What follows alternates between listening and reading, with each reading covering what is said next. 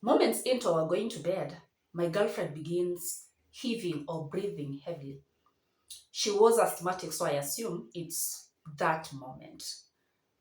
But then she turns around and her hand is all over me. That's when I was like, hey, girlfriend, what is happening?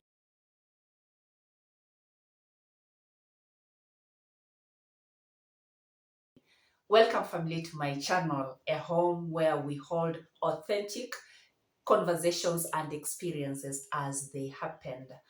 And today, I'll be giving you my first hand experience with a lesbian for a girlfriend or a girlfriend for a lesbian. I don't know, whichever it is. But yes, and before I continue, please, disclaimer, I have nothing against the LGBTQ community because everyone chooses the life they want to lead at the end of the day. So, yes, I was working in a given shop as a shop attendant during, I remember it was during one of our holidays of college season. So I decided instead of staying home idle, let me go earn myself something as a shop attendant. And this shop was close to where the home of this girlfriend of mine. So this girl, this is what happened. This is how she drew closer to me. She would come to the shop, promote me, transact some money transactions. I used to run an M-Pesa then, and for my father. And before I realized, she was my regular customer, a very warm customer, a very loyal customer. And it moved from a customer to her spending, coming just to sit around the shop, spend time there as we chatted. And before I know it, she was coming, she was now bringing me packed lunch from their home.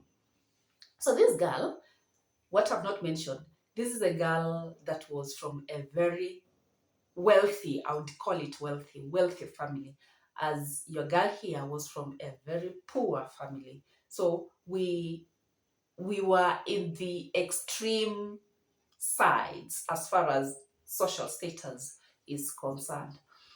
So yeah, she draws herself close to me. She brings me food. She spends time with me. I begin enjoying her company. And, at times she would visit our home, spend time there, and then I would also visit their home. And yeah, I was like, wow, this is a friend for keeps, a friend that does not discriminate, a friend that does not look down upon you for your financial or social status. This as well, and her a soft spot in my parents' heart, especially my father. And when my father heard that this girl was my friend, and more so, the girl was religious, I must say. She was so religious as I wasn't subscribing to religion. And I remember it becoming an issue with my parents because every time they would be going to church on Sundays, I would make up an excuse to just stay back. And for those who subscribe to religion, you know that they hold religion with high esteem. They believe that anyone that goes to church or anybody that is religious has the highest morals and values, as opposed to some of us. Would you call us pagans? Whichever you want to give us. So yes, when my father heard that this girl was religious, then she's from a wealthy family and she doesn't portray it, she's just down to earth. He thought that for the first time, his daughter had earned himself rather a good friend. So I remember there are even occasions, as a child, you're bound to be rebellious at some point. So in some instances where my father felt like, okay, my girl is not listening to me, this is the direction I want her to take, and she isn't, he would use my girlfriend to get to me. And my girlfriend would be like, hey, Nancy, daddy's complaining because of A, B, C, D. Please check on it. And yeah, it would work. It would work. But then one day, I escorted this girl, and even before that day, this girl, she became closer to me that she even came to know about my boyfriend. Then I was dating a college guy that was 1 year behind me. I was in third year then, and the boy was, I was in fourth year, and the boy was in third year. So my girlfriend was like, Nancy, who does broke men and who does men that are behind them, even in education? But then the guy, yes, was behind me, but he was mature. He was older than me. So I listened to my girlfriend and I was like, wow, I think she has a point. I'm poor. And so why am I even dating a poor guy? A guy that is still trying to figure out life. And yes, that's how I left my boyfriend, because my girlfriend had asked me to. So I just began giving this boy a cold treatment, to the point he was like, Nancy, I'm giving up. And he gave up. So all these plus enticements. I've not even told you that she would bring me some shoes that she thought she had outgrown it, or she didn't want it at that point. Some tops, and very nice tops, by the way, very classy, very expensive. And I thought that my girl meant well for me. My girl was looking out for me as a sister. Until one day rather, heavens or hell broke loose. So she visited me in our home, and we stayed there. We spent there for a better part of the day.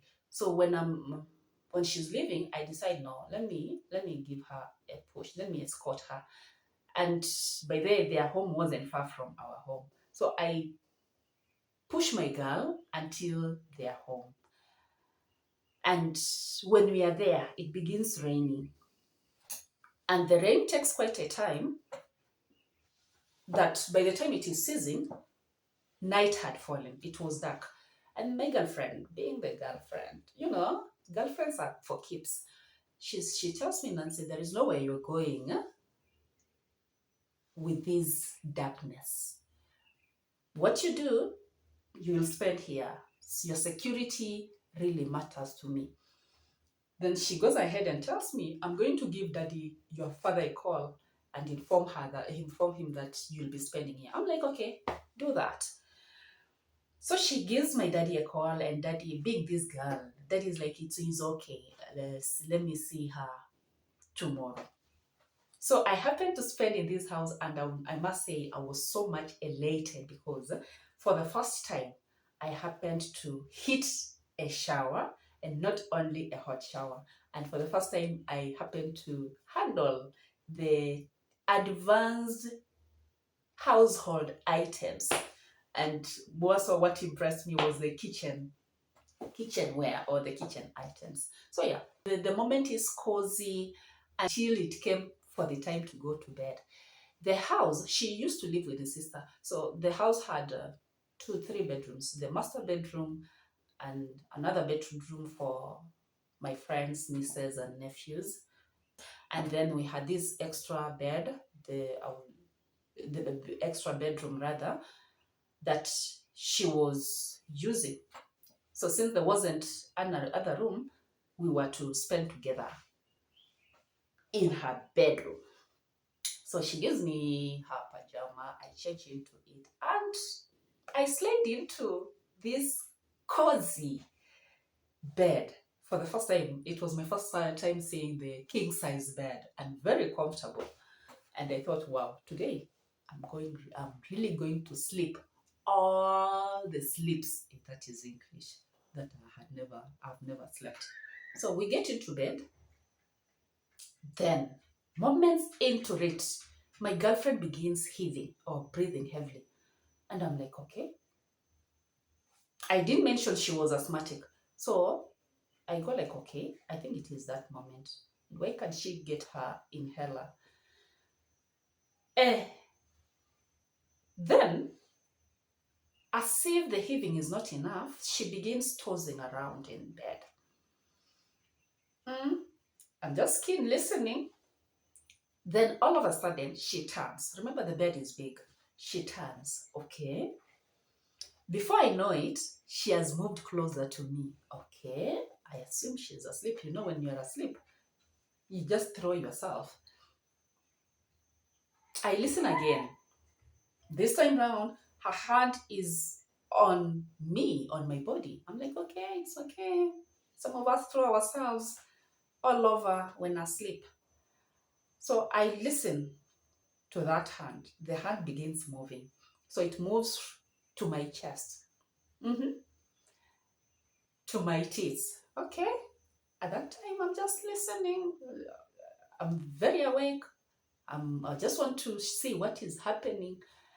Before I know it, it's from my teeth. Now it is moving down there. That is when I turned and I was like, hey, girlfriend, what is happening? And immediately she began apologizing. She was like, Nancy, I'm sorry. I didn't mean it. So I was like, okay. So this girl knows what she's doing. Huh? So she's not asleep. It's not the asthmatic condition. So she's aware. Anyway, I take the apologies and we go back to sleep. But it took me a while to fall asleep because I was like, okay, this girlfriend of mine is religious. This girlfriend of mine, I never saw this other side of her. And I have not even thought of her being this way. More so, she was a mother. So yeah, I asked myself questions.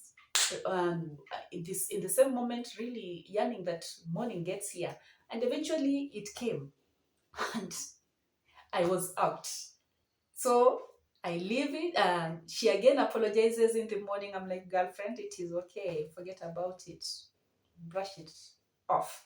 So I leave their home, and that is the last time she saw me. That's the last time she reached me or I reached her, because I blocked her number and did away with everything. So my father was asking me, hey, girl, where's your girlfriend? And I would give up an excuse. Oh, she left town. Oh, she has gone for further studies. Anyway, I do not know where she is.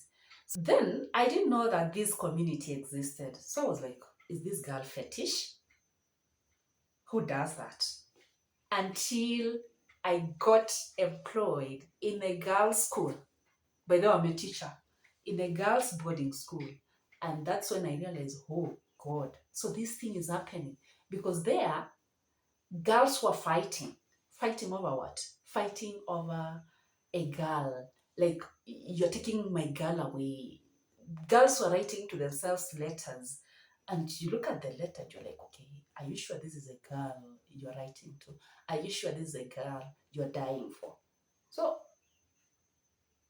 that's my experience as far as the community is concerned. And if you ask me, I don't think whether I'll take my child to a pure sex school and more so a boarding school. Maybe, I don't know whether I'll change my mind, but that is not for me. So guys, that is it. That is my experience with my girlfriend. Please press that notification bell. It doesn't hurt to just subscribe so that next time I'm posting, you will be the first one to be notified. Taurus.